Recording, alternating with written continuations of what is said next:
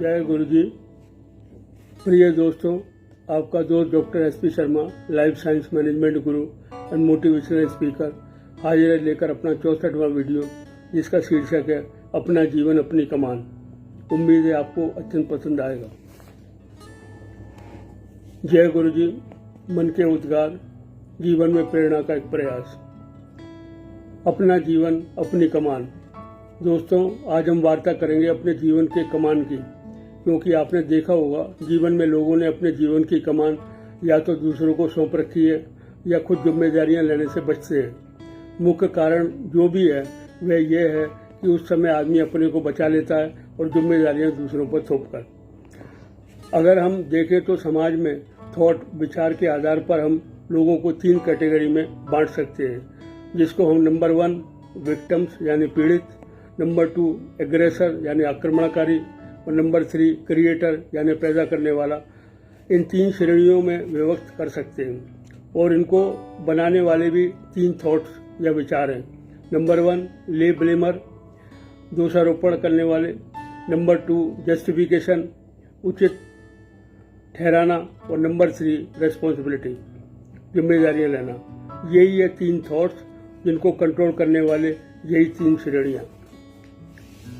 अब अगर हम इनका डिटेल में अवलोकन करें तो आप पाएंगे कि जब आपको किसी काम के परिणाम आपकी इच्छा अनुसार नहीं मिलते तो आप उस सिचुएशन, स्थितियों, सर्कमस्टांसेस, परिस्थितियों और अदर पर्सन, दूसरे लोगों पर ब्लेम लगाना शुरू कर देते हैं। नतीजा आगे चलकर वही अपने ही बनाए हुए जाल में फंस जाते हैं और खुद ही उसका शिकार बन जाते हैं। उस समय तो वे तुरंत दंड, पुनिशमेंट से बच जाते हैं, परंतु भविष्य में उनको अपने किए हुए कृत्यों का खुद ही भोगमान भुगतना पड़ता है, क्योंकि यह कार्य तो उन्होंने खुद ही संपन्न किए थे।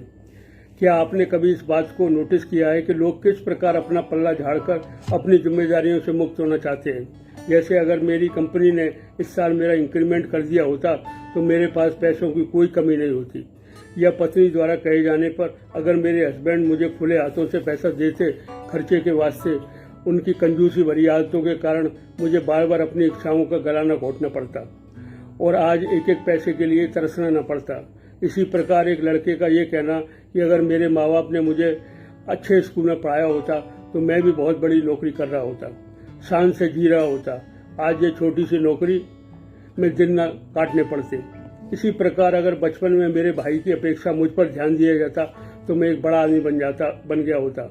मुझे यह न प्यार मिला न वह दुलार जो बड़े भाई को मिला। नतीजा मैं कहीं का नहीं रहा। यह सब मेरे माँ बाप की परवरिश का नतीजा है। या मैंने पिताजी से कई बार कहा था कि मुझे MBA करवा दो, हमेशा घर की माली हालत का तकाजा देकर सिर्फ MA कराकर छोड़ दिया। काश मुझे MBA करा दिया होता तो मैं भी बॉस बनकर बैठा होता, ना कि क्लर्क। यह सब मेरे पिताजी की गलतियां थी, जिसका खामियाजा आज मुझे भुगतना पड़ रहा है। कोई पति कहता है पत्नी के बारे में कि लोग कहते हैं हर सफल व्यक्ति के पीछे उसकी पत्नी का हाथ होता है। काश मेरी पत्नी भी मुझको सपोर्ट करती तो मैं भी कहाँ का कहाँ होता, यही जूते नहीं घिस रहा होता। यही पत्नियां भी कहने से नहीं चूकती, अगर आज हमारे पति ने हमें शादी के बाद पढ़ा लिखा दिया होता तो मैं भी एक बढ़िया नौकरी कर रही होती। उन्होंने तो मुझे मेरी काबिलियत को बढ़ाने में कोई दिलचस्पी नहीं दिखाई, खुद ही अपने में मस्त रहे। तभी आज मुझे चूल्हे चौके में बाहर झोंकना पड़ रहा है। मैं भी शर्मा जी की बीवी की तरह ठाट बाट से रह सकती थी। इस प्रकार अगर आपको यहाँ वहाँ सारे जहाँ में ऐसी शिकवा शिकायत का अंबार मिल जाएगा कि उसको गिनते गिनते एक जन्म तो क्या कई जन्म छोटे पड़ जाएंगे, पर यह सिलसिला कभी खत्म न होगा। खैर दोस्तों, यह तो जीवन की एक बहुत ही छोटी सी झलक थी जिसमें आप अभी रूबरू हुए। वह आपने महसूस किया होगा कि बात में दम है। यहाँ अब हम ये अच्छी तरह समझ लीजिए कि जो व्यक्ति अपने किए हुए कार्यों, एक्शंस की जिम्मेदारी उठाने को तैयार रहता है वही अपने भाग्य का निर्माता होता है। बाकी तो सबने अपने जीवन के ताले की चाबी दूसरे के हाथों में सौंप रखी है और दोषारोपण का सहारा लेकर अपनी जिम्मेदारियों से बचते रहते हैं। नतीजा वे अपने जीवन की जिम्मेदारी कभी स्वीकार ही नहीं करते और जीवन में असफलताओं का ठीकरा हमेशा दूसरों के सिर पर फोड़ते रहते हैं। एक बात हमेशा उनकी समझ से परे रहती है कि भाई ये तुम्हारा जीवन है, इसमें अच्छे या बुरे परिणाम भी तुम्हें ही भोगने हैं। उनसे बचने का ये बाईपास रास्ते पर ना चलो, वरना आगे चलकर तुम्हारा ही जीवन लड़खड़ाएगा उसके लिए कब तक दूसरों पर दोष मढ़ते रहोगे, वो अपनी जिम्मेदारियों से किनारा करते रहोगे। समय रहते अपनी जिम्मेदारियों को पहचानो और उन जिम्मेदारियों को खुद उठाओ, बिना किसी को ब्लेम करे, अन्यथा उनके इतने भयंकर परिणाम निकलते हैं कि जीवन जीना दूभर हो जाता है। इसलिए दूसरों पर ब्लेम लगाना बंद करके, क्योंकि ये जीवन आपका है, इसे बनाना, संवारना, सजाना आपका काम है। दूसरा कोई थोड़े आएगा आपके लिए इसे बनाने या संवारने के लिए, क्योंकि जब आप किसी पर अपने आरोप या ब्लेम लगाते हैं और एक उंगली उठाते हैं, तो कभी सोचा है तुम्हारी तरफ कितनी उंगलियां उड़ जाती है? नहीं तो समझ लो 4 उंगलियां और एक अंगूठा, जो शायद पीछे न उठ पाए, पर पीछे मुड़कर उन 4 उंगलियों के समर्थन में तुम्हारी तरफ ही सब दोष होने का इशारा करता है। इस गुण भेद को पहचानो और अगर बात पते की लगे तो जीवन में कभी किसी पर आगे से दोष मत मढ़ना, वरना यह उसी प्रकार होगा कि पॉइजन की रेपर लगी शीशी जिस पर लिखा है पॉइजन और आप उसे नजरअंदाज करके लगातार पिए जा रहे हैं। हो सकता है आप कोई महादेव नहीं है जो जहर सिर्फ आपके गले पर ही रह जाए और सिर्फ नीले रंग पड़ जाए। यहाँ तो वे ऐसा जीवन का विनाश करेगा कि आप कुछ कह भी ना पाओगे और सुन भी ना पाओगे, पर उस जब जीवन रेत के माफिक हाथ से निकल जाएगा तो कोई फायदा नहीं होगा, क्योंकि यह तो वही बात हो गई कि पछतावे क्या होते कि चिड़िया चुग गई खेत। अब जो एक अलग कैटेगरी है जो अपनी हर एक्शन की जिम्मेदारी लेने को तैयार रहता है, वह जो जीवन में घटती है उसको कहते हैं क्रिएटर। और इस बात को भी गौर फरमाइए कि अगर व्यक्ति अपने जीवन की पूरी जिम्मेदारियां अच्छे या बुरे परिणामों की नहीं ले सकता तो उसके हाथों में कोई शक्ति पावर नहीं रहती और वह निहत्था कब तक लड़ पाएगा, क्योंकि जीवन में शक्ति का बड़ा महत्व है। और यह भी समझ लीजिए कि जीवन में जो भी घटित होता है आपके अपने आप नहीं होता, ऐसा इसलिए होता है कि ऐसा आप करते हो, क्योंकि जीवन के व्यक्तियों की लाइफ में जो भी घटनाएं हो रही हैं वे उन्हें आपको चूज करके अपने द्वारा खुद ही पूर्ण जिम्मेदारी का निर्वहन करना है तथा उन परिणामों को स्वीकार करते हुए अपने हिसाब से दिशा मोड़ने की कोशिश करनी चाहिए, न कि इस कार्य को करने की जिम्मेदारी औरों पर थोपना, क्योंकि क्रिएटर लोग ऐसा कभी नहीं करते। वे कहते हैं we are the creator of our own destiny, either results comes out good और bad, we don't mind. We take full responsibility because we are the creator, not the labeler. इसीलिए जो क्रिएटर होते हैं वे जीवन की खुद जिम्मेदारी संभालते हैं और वह भी निर्धारित करते हैं कि किसी स्थिति के मुताबिक मुझे किस प्रकार रिएक्ट करना है, सो दैट उस सिचुएशन में स्थिति को कंट्रोल कर लूँ, इससे पहले कि स्थिति मुझे कंट्रोल करे। तभी क्रिएटर बहुत पावरफुल होते हैं, क्योंकि वे सब बीते हुए कल की जिम्मेदारी अपने सिर पर ओढ़ते हैं और भविष्य की जिम्मेदारियां भी खुद ही लेते हैं, क्योंकि सिर्फ ह्यूमन बीइंग ही अपनी डेस्टिनी भाग्य बदल सकता है। बस सिर्फ अपने एटीट्यूड को बदलकर ही हम अपनी वास्तविकता को बना सकते हैं और खराब से खराब सिचुएशन का रुख अपनी सफलता की ओर मोड़ सकते हैं। फिर चाहे परिणाम कुछ भी हो, 99% आपके फेवर में होगा, क्योंकि तुम ही पैदा करने वाले, तुम ही पालने वाले और तुम ही विध्वंस करने की जो शक्ति परमात्मा की आपकी आत्मा में बसी है, सिर्फ उसको प्रयोग करना आना चाहिए और उसी के काम करने की जरूरत है। मैं आपसे सच कहता हूँ, इसमें जो असीम आनंद आएगा उसका वर्णन नहीं कर सकता और आप कई बार अपनी पीठ खुद थपथपाएंगे और इसका आपको मौका मिलेगा, जो दूसरों की तरफ ब्लेम गेम में कभी ना मिल सकता। यह ठीक है कि हमारा एनवायरनमेंट ऐसा ही है जहां हर तरफ ब्लेम गेम का माहौल है।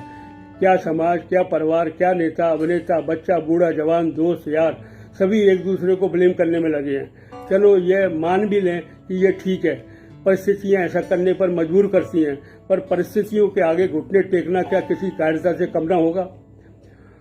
कभी इस पर विचार किया है, तुम्हारा जन्म क्या किसी के आगे गिड़गिड़ाने या सिर्फ दया की भीख मांगने के लिए ही आपको इस संसार में भेजा गया है? नहीं, अपनी जिम्मेदारियां खुद निभाना सीखो, उनके परिणामों को भी पूरे मन से स्वीकार करो और एक विजेता की तरह दहाड़ कर हर परिस्थिति का रुख अपने फेवर में कर लो। आप में असीम शक्तियों का भंडार भरा पड़ा है, पर यह तो उसी प्रकार है कि तुम्हारी जेबें भरी पड़ी हैं, पर आदत है कि दूसरों से मांगने की, तब तो भगवान ही मांगेंगे। क्योंकि अगर मैं हमेशा दूसरों को दोषी ठहराता रहा और इस बात का जरा भी प्रयास नहीं किया कि मैं अपने को सुधारूं, फिर कौन सफर करेगा, यानी मैं खुद।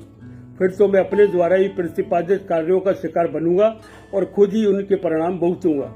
ऐसा करने से बचो और जीवन को संभालो।